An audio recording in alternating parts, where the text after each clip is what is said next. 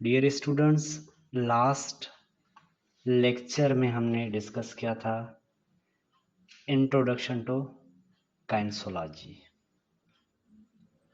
आज का टॉपिक है रिहेबिलिटेशन। रिहेबिलिटेशन ये लफ्ज़ ख़ास तौर पे हम health as well as journal भी यूज़ करते हैं, जैसे कि नेचुरल डिज़ास्टर्स होते हैं ना, वहाँ पे हम यूज़ करते हैं कि इनकी रिहेब करना है ये वो। तो रिहेबिलिटेशन के अगर कॉन्सेप्ट की बात करते हैं तो सिंपल रिहेबिलिटेशन का मतलब यही है, रिपेयर करना, रिनोवेशन करना या रिकंस्ट्रक्शन करना एनी बिल्डिंग या स्ट्रक्चर को। That is called what? Simple rehabilitation.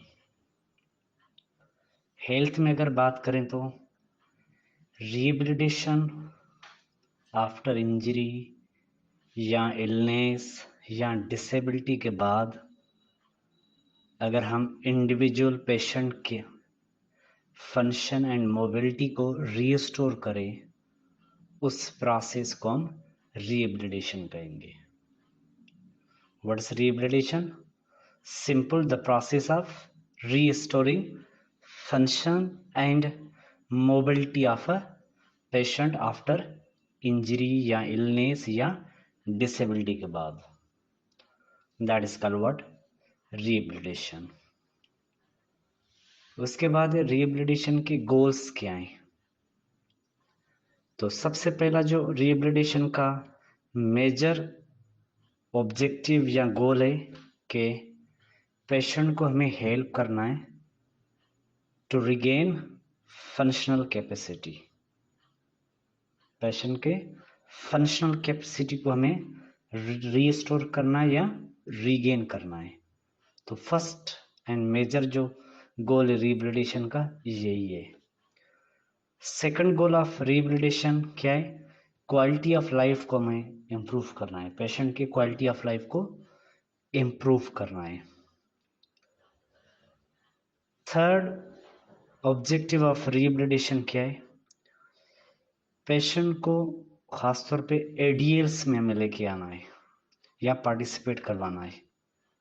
तो उनकी पोटेंशियल या कैपेसिटी, फंक्शनल कैपेसिटी को हमें मैक्सिमाइज करना है ताकि पेशेंट जो ना एडीएल्स में पार्टिसिपेट करे।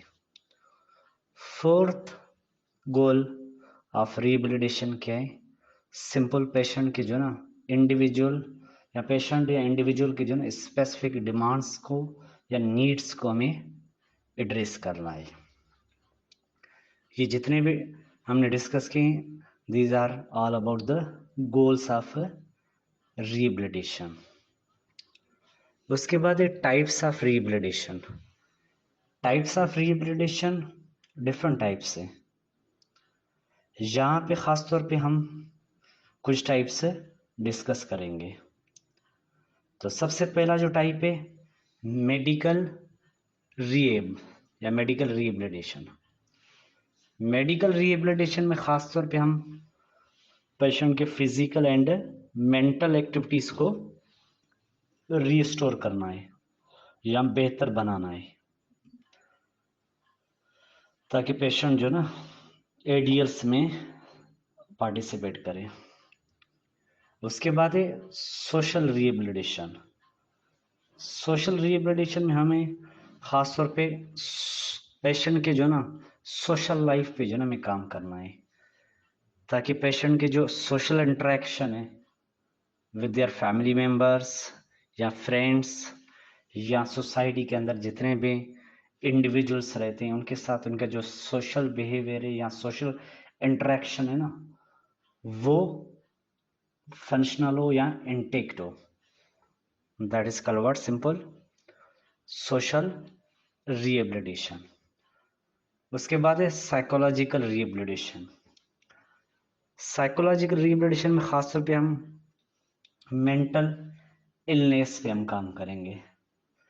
अगर पेशेंट को स्ट्रेस है या एंजाइटी है या डिप्रेशन में, तो सबसे पहले हम वो रिस्क फैक्टर से एड्रेस करेंगे, मैनेज करेंगे।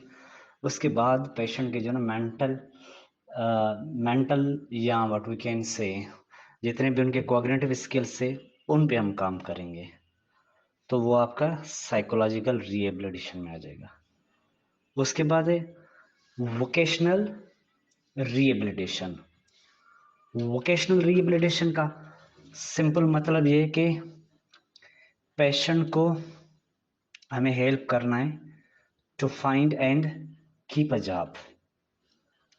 पेशेंट के जो स्किल्स है या पेशेंट के पास जो नॉलेज है या पेशेंट के जो इंटरेस्ट को सामने रख कर पेशेंट के जो जॉब के गोल्स है ना उनको हमें आइडेंटिफाई करना है और प्लस में पेशेंट को हमें हेल्प करना है ताकि वो अपने what we can say past जितने भी उनके एक्टिविटीज थे उसमें वापस वो रीस्टोर हो या वर्कफोर्स में वापस जो ना रिटर्न हो।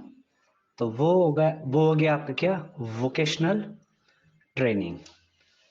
वोकेशनल ट्रेनिंग के बाद है और types on the basis of treatments, on the basis of treatment, based on the treatment के रिहेबिलिटेशन के फर्दर भी टाइप्स हैं, जैसे कि कार्डिक रिहेबिलिटेशन है। कार्डिक रिहेबिलिटेशन में हम खासतौर पे जो ना कार्डियोवास्कुलर डिजीज जितने भी हैं उनके रिस्क फैक्टर्स को इन्वेस्टिगेट करना और प्लस में कंडीशंस को मैनेज करना या रिहेब करना, तो वो आपके कार्डिक रिहेबिलिटेशन में आ जाएगा। उसके बाद है फिजिकल रिहेबिलिटेशन। फिजिकल रिहेबिलिटेशन में खासतौर पे हम पेशेंट के एडीएल्स या फिजिकल फिटनेस पे हम काम करेंगे ताकि पेशेंट्स की muscle strength, bones as well as जो ना नर्वस सिस्टम जो ना फंक्शनल हो। तो हम डिफरेंट जो ना एक्सरसाइज या डिफरेंट टेक्निक्स डिजाइन करेंगे पेशेंट के ताकि पेशेंट की जो ना फिजिकल फिटनेस प्रमोट या इंटेक्ट हो। That is called what simple physical rehabilitation. Physical rehabilitation के बाद हमारे पास ऑक्यूपेशनल रिहेबिलिटेशन। ऑक्यूपेशनल रिहेबिलिटेशन में हम खास तौर पे पेशेंट के एडवांस स्किल्स पे हम काम करेंगे, एडीएल्स पे भी काम करेंगे मगर एडवांस स्किल्स पे भी हम काम करेंगे, जैसे कि पेशेंट को हम जो टीच या गाइड करेंगे या एजुकेट करेंगे, कुकिंग के बारे में भी उनको बताएंगे, शॉपिंग के बारे में भी उसको बताएंगे, व्हाट वी कैन से बॉथिंग के बारे में भी बताएंगे उसको, and what we can say occupations जो जॉब के जितने भी क्राइटेरियाज या रिक्वायरमेंट्स है उसके बारे में भी पेशेंट को जो हम टीच करेंगे। तो that is called what simple occupational rehabilitation.